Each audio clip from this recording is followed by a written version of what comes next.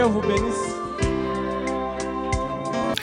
Que votre lumière luise ainsi devant les hommes, afin qu'ils voient vos bonnes œuvres et qu'ils glorifient votre Père qui est dans les cieux. Messieurs et dames partout à travers le monde, bienvenue à votre émission magazine panneau publicitaire où nous recevons les hommes de Dieu, prédicateurs de l'évangile, pour en parler un peu sur les rappels au ministère, la commission et autres questions similaires. Nous recevons également les entrepreneurs, artistes, chanteurs, musiciens, pour en parler aussi sur leur parcours professionnel, carrière musicale pour les chanteurs. Qu'est-ce qu'ils ont fait pour réussir dans leur carrière musicale afin de donner un petit conseil pour la nouvelle génération. Et pour aujourd'hui, nous avons le réel plaisir de recevoir un homme de Dieu qui lui-même va se présenter, à qui je dis déjà bonjour Mbote, pasteur. Oui, bonjour, monsieur Junior Litiale. Pasteur, tu as mis un panneau publicitaire na biso na mukolo lelo. Bandeko ebele baza kolanda yo, ngalengaki na présenter yo te menengaki bandeko baza kolanda yo, bayeba yo, oyebani na kombo ya nani? Oui, ngai nayebani na kombo ya Révérend Pasteur Bienvenu Mukedi today. Révérend Pasteur Bienvenu Mukedi. Toza awa na église na kati ya lopango na okoye biso bisika tozali. Oh oui, awa toza na commune ya Nsele na quartier Bel Air, avenue Baudouin numéro 48, justement derrière Kanseta. Voilà, vous que nous suivez à l'étranger, toza en direct depuis la ville province de Kinshasa na kati ya Kaseta. Tozo sale émission na biso avec le pasteur Bienvenu. Torobanda nae rapidement émission na biso ndenge tolobaki na début. Quelle est la commission? Quel est le parcours? Tout découvrir ensemble na bino na biso na kati émission na biso panneau publicitaire. Pasteur Bienvenu. Yebisa biso d'abord appel au ministère.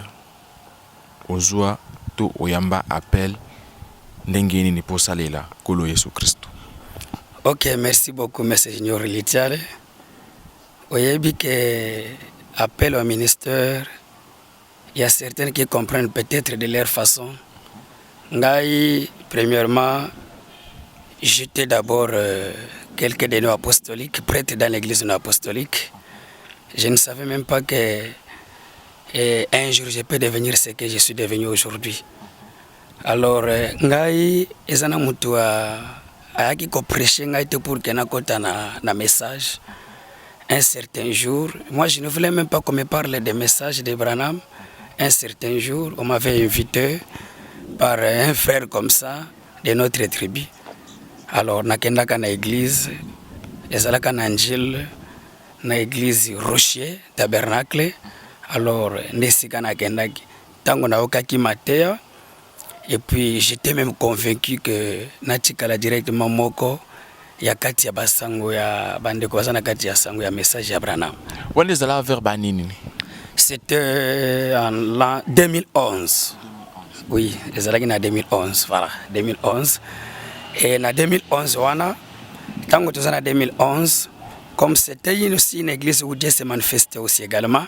Alors quand on me parlait, les vases sont venus, bazopé sa message.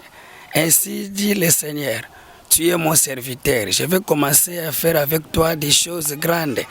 Tu vas parcourir dans le monde, dans les pays voisins, prêcher la parole.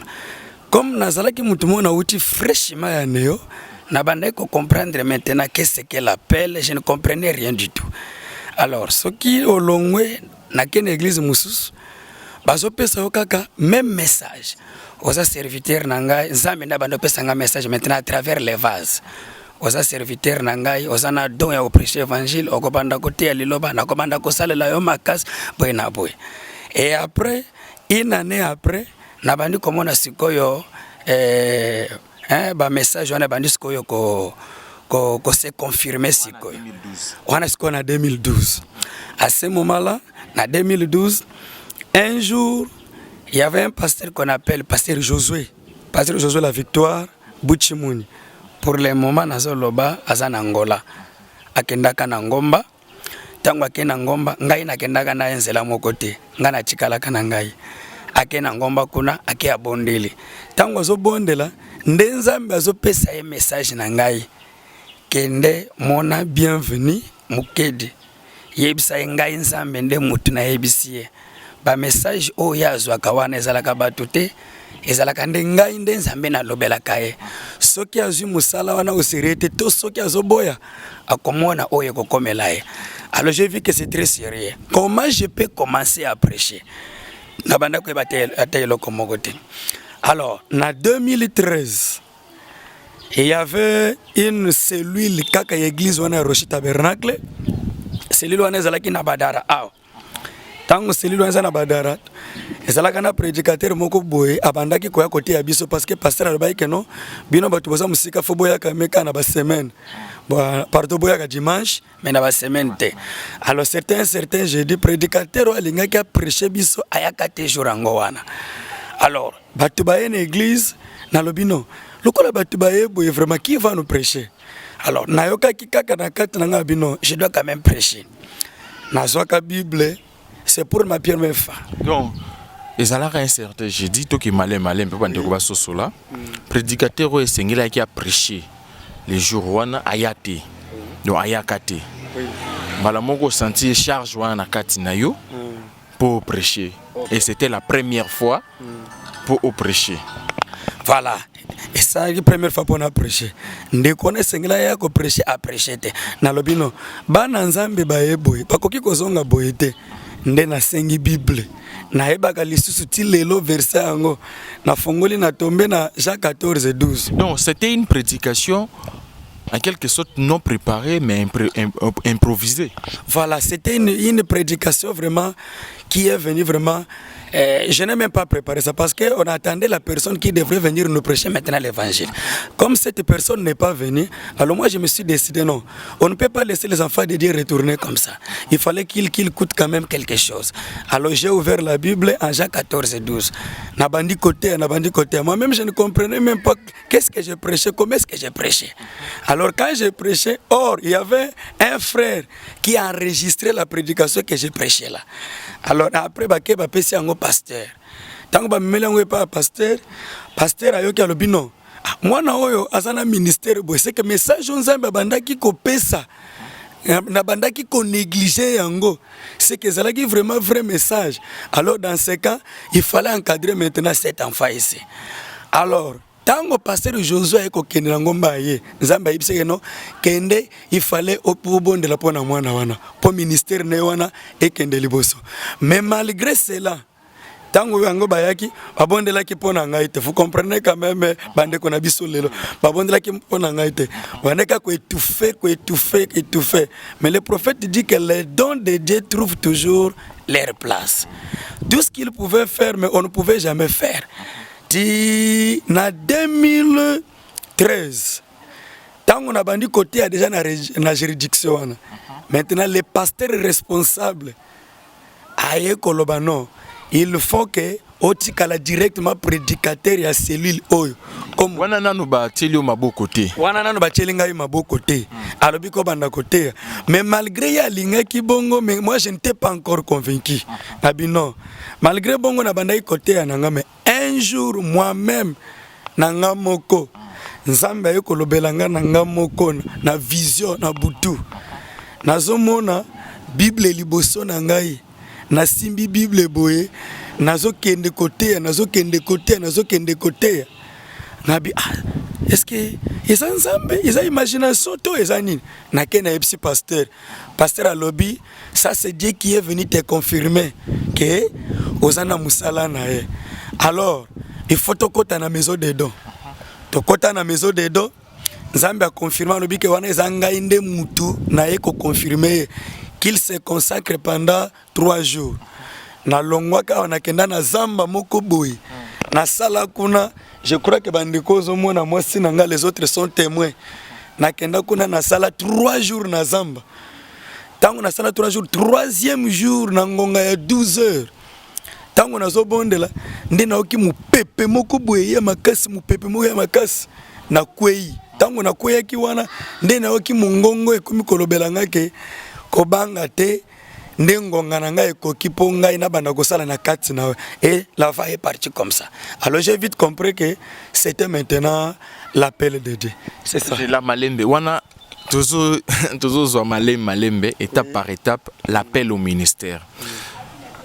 Je présente encore le pasteur Bienvenu au Toyambie na panneau publicitaire na biso ya poko ya loto na tongolo pe na aérobino bokolanda biso aza ko betela biso otolobaka expérience personnelle, l'appel au ministère. Aujourd'hui nous avons beaucoup d'hommes de Dieu, beaucoup de serviteurs de Dieu ndenge babanda toyebinde babanda te bamisusu kaka na ndenge na ye moko abandi côté ya mais appel au ministère ayoka voix te yango tozalaki na besoin to ye banane appel au ministère ayoka voix akuta na nzambe to ilikana ndeni yango to koyoka awa na ngonga 12h akendeki na ngomba pendant 3 jours. 3 jours, oui. Donc pendant 3 jours na 12h, troisième jour na 12h ayoki mupepe makasi sima koyoka mupepe makasi ana epesi somo na somo wana ayoki voix elobi na ekobanga te ekoki yango wana. OK, ça ndé bongo. Et très bien, et ensuite ko tango longwe na zamba tango ki voix na elobi na kobanga te ngonga ekoki. Parce que événement ni muswele kanaki après. OK. Tango na yoki skova wana ezalaki sikoyo samedi. Dimanche nde nae kaka na selile wana. Na lobi sikoyo na tareske réellement c'était Dieu ou pas. Na bandi côté jour wana ba pesa nga pécheur na kaka na juridiction. Na tei na mona ezalaka na frère moko bokoye ba eli susu oyaka mukongo ya kobuka na wana. Nani komona? Saddam. Voilà. Nazoteya ba memi mutu moko boye na chipoi. Ça veut dire que mukongo ebukana asubaka sur place, tango na silisi côté ya kaka boye na lobi que non bao bazobe la bale kaliboso lui ne pouvait pas passer devant parce que babande komema tango na kendaki na che maboko na bondeli totalement sur place, il était délivré totalement à telemi à tamboli kaka na mukolongo wana. OK, kaka na mukolo ya une sœur Georgette akweyaki abelaki vraiment à l'agonie a memi awa na bondeli totalement délivré. Voilà deuxième témoignage. Troisième témoignage kaka na mikolo na utelaki na ngomba wana ezalaki na mama moko mama Anne na chikaka loboko na bondeli c'était samedi directement le même jour mbasekei. Comprenez, confirmation directe, l'appel plus confirmation. Dans Zambia bengio na ministère à l'action musala ko sala et puis yé moko pe kitia komi ko confirmer ngo na ba guérison. Oui. Alors, il y a aussi un homme, un frère qui était le fou là, liboma wana. Nani Pierre, frère Pierre. Ba mema na ba église, comme une église mo kaka ya message. Et ça quelque part ba voisin na biso. Yé moko liboma zoloba keno. Ngai awa na église ba ko kanga ite. Bo mema nga kuna e papa bienvenue. Tango liboma ya kawa na bondela kaka mala moko jusqu'aujourd'hui il est délivré on a zolo bazana 3e radio. Alors j'ai vite compris que ce n'était pas des hommes qui me donnaient des messages. La voix que j'avais écoutée à la montagne, ce n'était même pas la voix d'un homme, c'était Dieu lui-même. Et c'est pourquoi jusqu'aujourd'hui que vous me voyez. Alors je me suis dit, dans ces cas, si c'est Dieu réellement qui m'a appelé au ministère, comment Dieu s'est manifesté maintenant à moi, la haine est entrée. Oh, wana na juridiction za laïka. Wana na za comment mon ndenge nzamba zo utiliser. Oui, ba comment mon ndenge nzamba zo utiliser ngai. Mais maintenant parce que ngana yaki ko comme net deuxième prédicateur.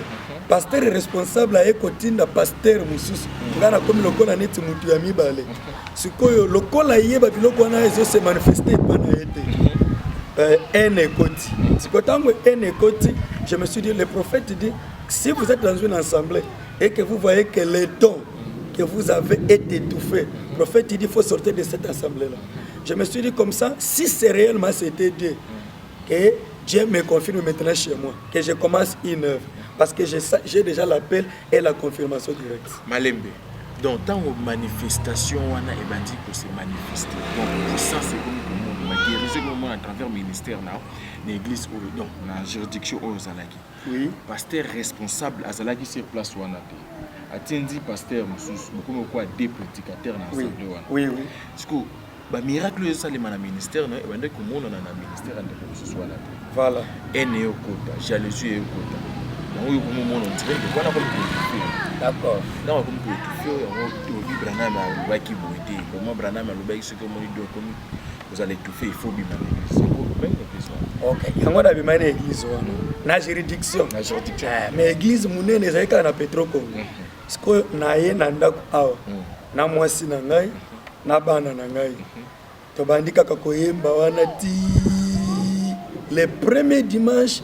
Ser wana ti lelo naza na ende mundimi na ngai liboso mama Jolie aza awate ayaka ata ya banda ko sala ndeni soki mbongo kaka ekoti na ndako il faut mwana na ye wana sila makila sikoyo bakena ba église ti alembi mukolo moko ayiko kutana na ndeko na ye moko alobike no kende na ne pa frère bienvenue azala wana abondela pona toyoki ke nzambe asalaka na ye pe makasi wana ngai na mwasi na ngana bana na ngana ndako tozobondela mama wana ye na mwana na ye tango ye na mwana na ye tovandi libanda wana o papa bondela pona mwana na ngana lobi te avant ngana pona bondela pona mwana na olele sa dimanche so tosambela na kati ya ndako c'est-à-dire que il faut tokotala nos prières et après nde na kobondela pona mwana na boyebi histoire wana nde na kobondela pona mwana na tango kaka mwana tie lokolo awa conversation no tobando sala na mama wana mwana bandaki kolia te mwana sengili pa bandi kolia lipa sur place nano kuto bandi prière te sikoyo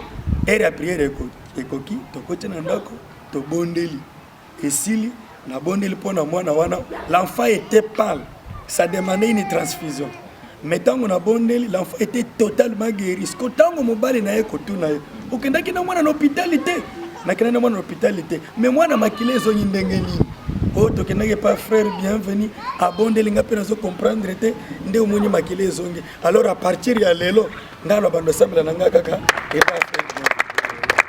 Alors dans ce cas yesu ko na tour na ye aka informer famille na ye akebenga famille na ye ozomona pe mama wana frère zoye omona mama Marie ake asinale famille na ye keno nakutani na ndeko moko bwenzambe azosalela ye makasi siko tango mama Maria ye na tour na ye pe abengi pe bato mosusu sikoyo toye kokoma ebele ndako ye kokoma moke bandeko balobi te tokobanda kobomba ndako enzambe na ndako boye te il faut tobima libanda ndo moi tobimi libanda tosali église ozomona oyo tovote kombo bienvenue tabernacle. C'est pourquoi aujourd'hui je suis pasteur responsable n'abimi ni na mondimi ya mutu ni division quoi que ce soit.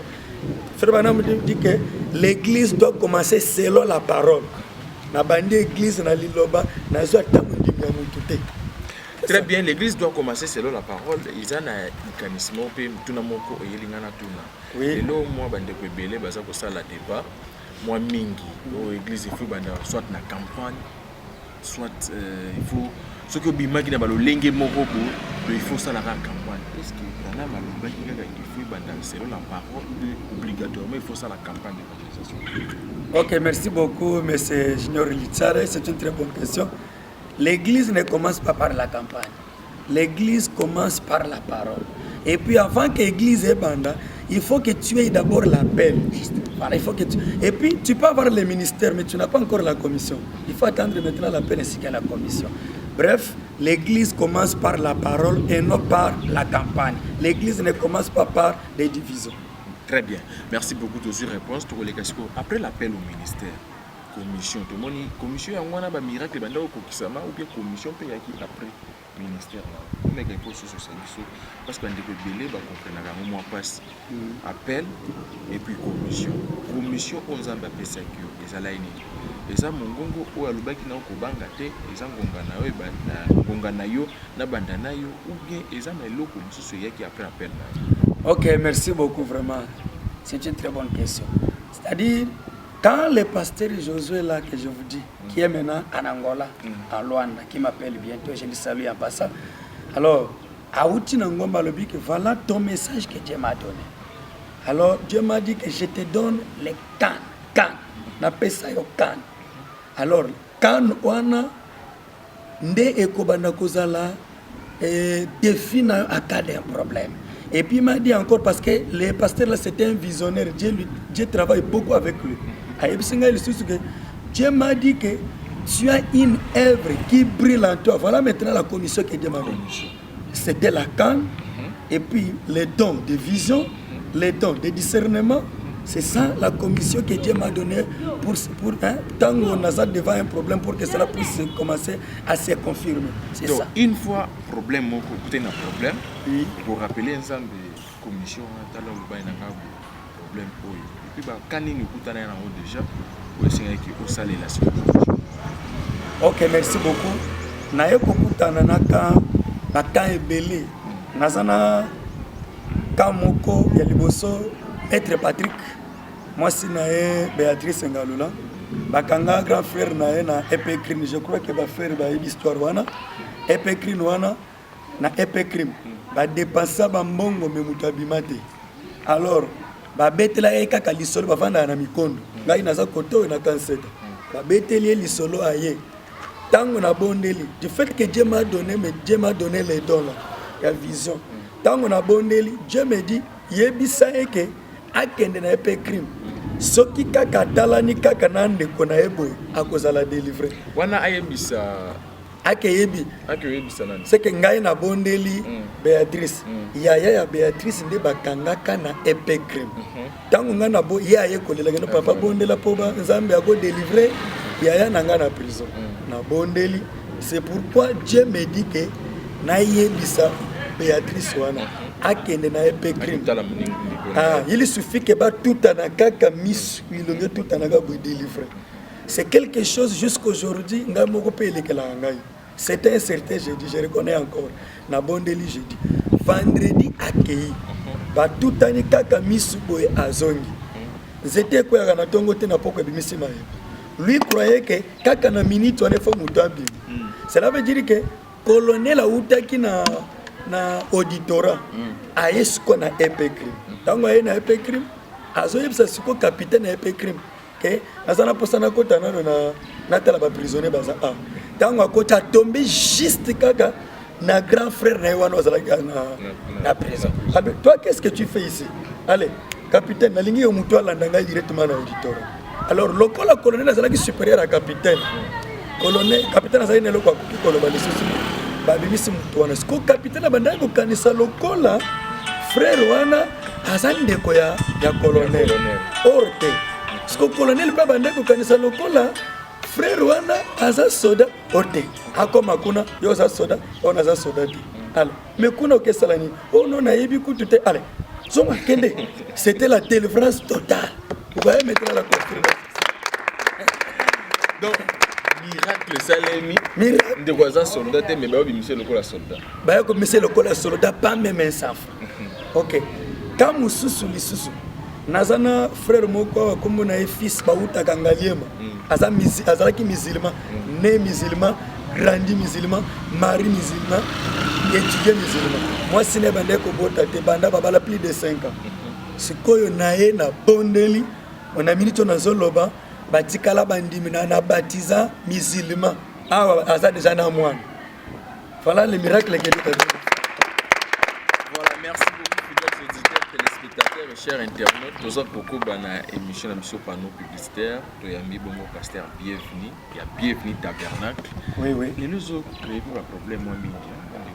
Tu as un combo dans l'église. Pas dans un problème toi. Combo na wanga combo église. Bon. Et pas nanga et cause la tana problème mon côté. Et en fait, nous suivons les prophètes, n'est-ce pas? Comment on appelle l'église de Branham? On appelle ça Branham Tabernacle, Baruch Tabernacle. Ngale Nozolanda pe mon doyen, le révérend pasteur Baruch Kasongo que j'aime beaucoup, que je salue en passant. Ça, ce n'est pas mal. Et ça m'a bête. siko likanisi wana bandeko banda kobotisa kala ke kombo mutu kula ta église tezalaka ni eza jalousie eza haine pe kutenga mabekaka. Bon, eza jalousie eza pe haine. Vous savez, pour que haine il y a des choses différentes. Il faut qu'il y ait d'abord la jalousie. C'est la jalousie qui produit maintenant la haine. Comprenez maintenant ça. Eza des jalousie na haine. Ceux qui bazo bundisa bienvenue tabernacle. Barout tabernacle. Il fallait pas que bundisa aussi Branham tabernacle. Vous comprenez ça? C'est dans ce sens. Et en fait, comme Bonangaï, c'est un souhait, ça parle aussi des souhaits. Même si ça ne parlait pas des souhaits, ce n'est pas mal. Soyez les bienvenus. Voilà, tous ça beaucoup de fidèles téléspectateurs, auditeurs, chers internautes, tous ça beaucoup de l'émission sur le ministère. Tout pour les cas rapidement, la deuxième partie, tout ceci, partie à l'émission, appel au ministère, la commission de recherche psycho-yoba point au. Bienvenue. Oui. Depuis aux awa la cassette. Et Evranzan déjà comme on a église Kobanda, combien d'années déjà? Oui, ça c'est la 4e année. Oui. Et aux visite ya basa inazam bébé awa ebele ba kutala. Oui, nazo visite belle. Vous voulez que je puisse citer? Il y a qui ça citer non. Voilà, ça awa le révérend mon pasteur, mon évêque Félix Kanangé, que j'aime beaucoup, que je salue aussi en passant, ayaka côté à Awa de temps en temps. Nazaba pasteur rebelle bautaka chikapa bautaka peki kwitsi atana tangi kombo ko bangote bayaka pe. Voilà. Merci beaucoup. Ana Kasseta, une autre question encore. Est-ce que vous avez une bonne relation avec Massambo, surtout Baninga na pasteur Ana Kasseta? Oui, vraiment, ngai nazala na conflit atana de mon côté. D'abord, voilà comment on a d'abord c'était un significatif. Naza bienvenue, welcome today. Naza un problème que naza un bon très bon terme. Même la campagne que je suis en train de préparer, je peux y revenir. Vraiment, je collabore avec tout le monde, c'est ça. Merci au collaborateur avec tout le monde. Il y a un des souhaits na biso, tout ça ko senga pe ba église belé za bonne relation parce que lo les akamoko, zanda zakamoko. Oyoka l'église bazobelela Yesu, koto bobelela Yesu, mais ce côté ba yoka na raté, ça fait très mal. Tout ça pour ça unité, tout dido, unité autour de la parole, bisonyo surtout sangana. Né tundima liba moko, tundima kolo moko Yesu Christ, mission surtout komisa ebe na bolingo. Pasteur bienvenue. Oui. Yesu na tuba mutuna mususu. Una papa. Outil fraîchement voyage missionnaire. Oui, na outil na voyage missionnaire. Na mokusi vraiment qui ko relater biso voyage missionnaire les canaux. Vraiment, voyage missionnaire l'équipe très bien. Na longwa ki awa c'était le 4 janvier 2021. Na longwa ki awa na ke na bandi voyage missionnaire na ngana ba vidéo et pas pasteur Christophe ba yebi. Na longwe na ke na Chikapa na te pas pasteur Kanangé. Alors tant na longwa na ndena ke directement jusqu'à Kananga na te pas pasteur Pierre Bwanga. Na zuya avion na ke jusqu'à Lubumbashi. Tant on a commis le Lubumbashi directement na Silisi na ke Kasumbalesa. Tant on a ke Kasumbalesa, mon frère Dieu a fait des exploits. Alors les lobes tu bazo te biso banzambe ya masolo wana. Frère Banam dit que l'enseignement nous en avons. Mais nous voulons la démonstration du Saint-Esprit. Alors moi ceux qui ont eu na utiti na Zambie, ce n'était pas prévu que na kende Zambie. Yebisa biso on totonio kasi toyeba voyage missionnaire ngwe lekana kende nini. Lo nini Nzambe asali kuna. Kwa ndeko basa kolanda biso ba ese la priba ba. OK, merci beaucoup. C'était prévu ngana suka na Kasumbalesa. Tango na kenda Kasumbalesa na te pa pasteur Dido na Kasumbalesa. Ba sali campagne, j'ai prêché à la campagne. Ba elinga ba camp ebele. Alors, zana papa moko salaki na ba beki pendant 28 ans. Atamola kate. Alors, ba memaki ndeko mema moto ba beki. Maboko no subela zaina ba beki. Alors, quand j'ai prié pour lui, c'était seulement par la salutation. Na bonde la PCK mbote boye sur place ba beki etikali. Ce qu'on a kati ya campagne wana. Ba invité que zalaki pena pasteur moko ya Zambie ayaki wana. Parce que Kasumbalesa c'est sa frontière ya Zambie. Tango passer ya Zambie aya mona le but. Moi je crois que vraiment azana do moko makasi za mazo utiliser mingi. nde omoni afuteli ngai transport toke na eti na Zambie. Alors ntango ozomona accueil chaleureux oyo nauti fraîchement de la Zambie. Vraiment Zambie asalaki d'exploit elekaki bien sans problème. Et tant que combattu na Zambie, beaucoup de gens qui font na masambo juste basai na Zambie. Oui, tu as na basai na Zambie, pasteur Neville, pasteur Bernard et pasteur Isaac na Zambie. Et de retour à Kinshasa, petite église là. Oui, merci beaucoup vraiment. Nazo remercier na mingi tous les serviteurs qui travaillent avec moi na église mobile en général. Na sepeli mingi na tikaki église na maboko ya oyo frère Nangai exaucé na tiki Ade Patrick huissier Pierre jeune ministre Nangai Josué jeune ministre Nangai nazoyo ka ozotanga bandeko tikaki bango na kati église yoza lolengi ya basai na Zambo te so baza en déplacement ba tia soit cassette na ye ou bien tene cassette ya prophète ou bien alobi muto à côté ya zatu ye mo kanda te ya église yoza lolengi ya basali wana te kasi soko tiki cassette soki pe mutu malade ye cassette pe bondeli pona mutu wana abiki et puis Dédé et puis wana nazo yebisa souvent ba collègue nanga ebele wana eza kozala égoïste spirituel eza ko étouffer ministère ya ba jeune ministre eza ko étouffer normalement quand on parle d'Éphésiens alors bango soki batikala bango ba charité ils ne devraient pas devenir ce qu'ils sont aujourd'hui. Alors il faut aussi former d'abord frère Banam dit que un ministère fécond doit produire. Alors ce qui n'a pas la bango église c'est que je n'ai pas confiance d'eux. Comme nous avons confiance dans bango, les un ministère authentique surnaturel où tu pas Nzambe moko. Alors nous avons confiance. Il faut beau taper. Nous avons 5 jeunes ministres. Comme nous avons bango te, faut mon bango kaka. Nous avons Adrisha, ba 5 ministres. Nous avons Adrisha, nous avons Josué, nous avons Moïse, nous avons Patrick, nous avons exaucé. Voilà, 5 ministres au tikele bango église. Trop na confiance makasi na bango. Nazana confiance makasi. Mais bandeko babanga ka ko tikela pe église balobi ba jeune ministre bazala na mo mutu peut-être ba makamso ba maîtriser te ba koloba ba ça ba déclaration monsieur makasi ou même na ba division et comme na ba trouble user toza na réflexion ndenge mona bandeko wana babanga ko tikela ba jeune ministre église. Te ngana za la réflexion wana te. Ba babanga ka ko tikela jeune ministre. Cela veut dire que jeune ministre wana peut-être à l'équipe. On a peut-être à l'équipe, peut-être à un ministère authentique. Peut-être peut attendre que le jeune ministre on a peu malamouté. C'est dans ce sens-là. Na banga gâté, na zana confiance na bango bango pe, bazana confiance. Donc bah ça il n'a jamais babanga otiki la ministre église. Cela veut dire bazana eloko nzambe muke, mais ba jeune ministre bazana eloko nzambe na kasi koleka bango. Oui, na kolo babongo bazana eloko nzambe muke. Les deux manque d'amour ya ba jeune ministre. C'est dans ce sens-là. Voilà, nous allons chuter rapidement.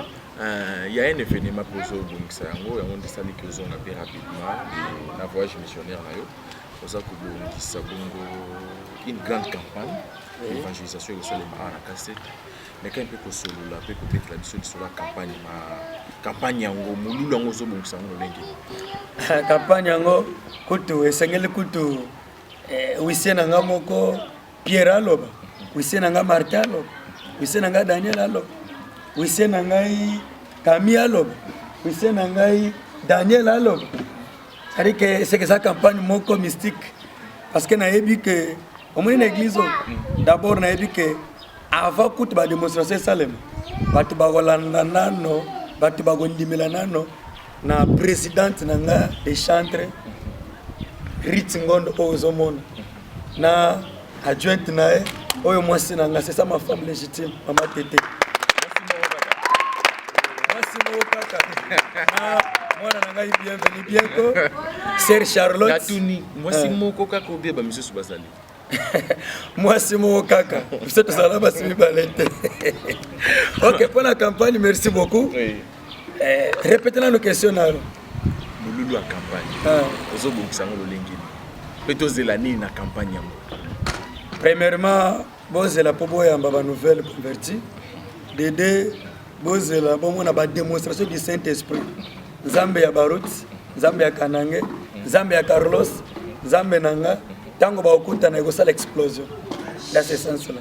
Parce qu'on a bikamo ebele. Voilà. Peut-être question Nibale à Souka, pour citer rapidement. Na Kinshasa, la réunion des ministres, ça les manque à Sambo Ebele. Na Ngomba Kinshasa, tout na Congo. Il y a une réunion des ministres qui eux on dit Makanani, beaucoup la doyen des anciens, tout évêque. Ok, merci beaucoup. Réunion des ministres, ngai nakendaka na Rigini, na Baruch Tabernacle.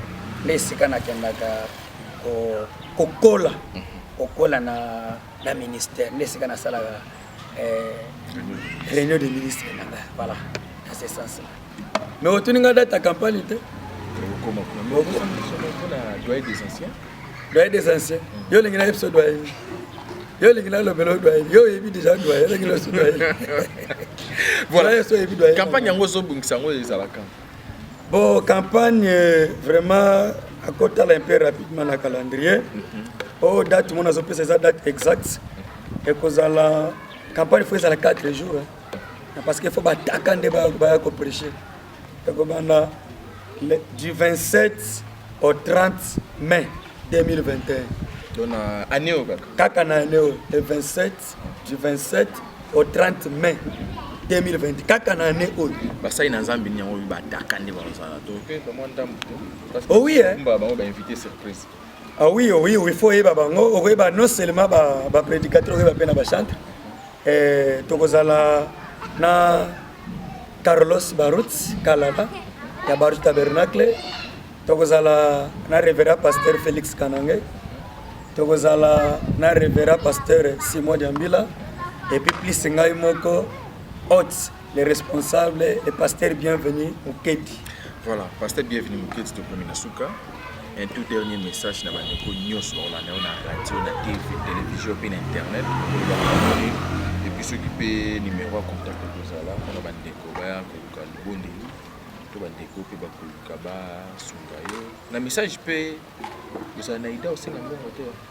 Moi les sungi, moi MP ça moi ni na message va singa mbongo te. Ko senga mambo singa mbongo to kolobela mbongo za la péché. Kolobela na ko senga to kolobela na sens ni. Kolobela mbongo par exemple ya soutien, ba ko soutenir la campagne, ba ko soutenir la campagne d'activité aux ala. Ah oui, non, ça ce n'est pas un péché. Voilà, les eloko na ngana succès ngwana na ngana loba na répondre à la question liboso olobi que na campagne olobi nini répéter encore olobi bo un tout dernier message non pour na bandeko ba Hollande. Ah voilà. OK, merci beaucoup. Pour na bandeko bazolanda ngai vraiment na kolinga ke baya ba palper Nzambe ya Branham, ba palper Nzambe ya Baruch Kasongo, ba palper Nzambe ya Félix Kanange, ba palper Nzambe ya Carlos na Nzambe ya Branham. Batono so bazana ba kan, ba bota kate, bazana ba problème, ba sila mayeli. Tozana posa na bango na campagne du 27 au 30 mai 2021. Baya ebele. Et kozala justement kaka na avenue Baudouin oyo. Na avenue Baudouin oyo numéro 40 non loin d'ici kaka na balabala oyo. Tere moko iza awa derrière Air Force pona bato bazota bakinga santo bisika mususu.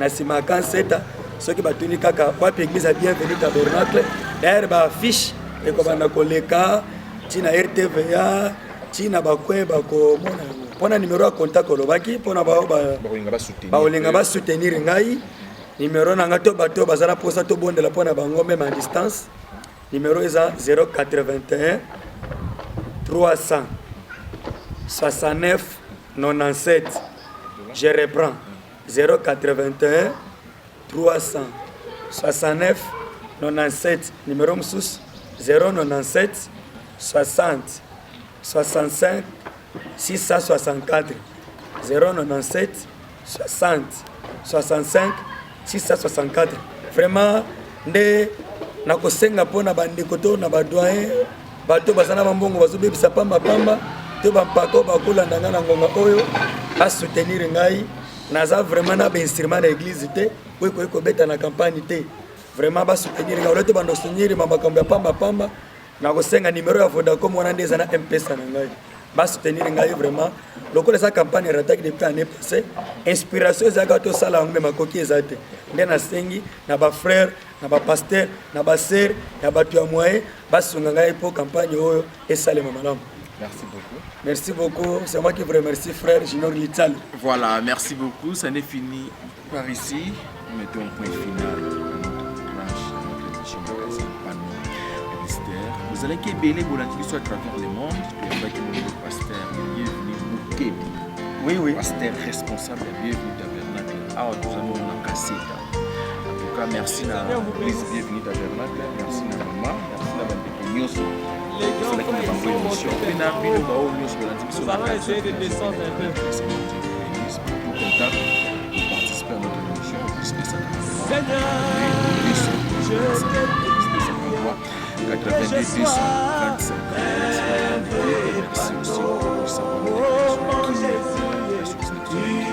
référence pour attirer ce monde affamé. Oh Jésus, l'âme soupire, je prie que je sois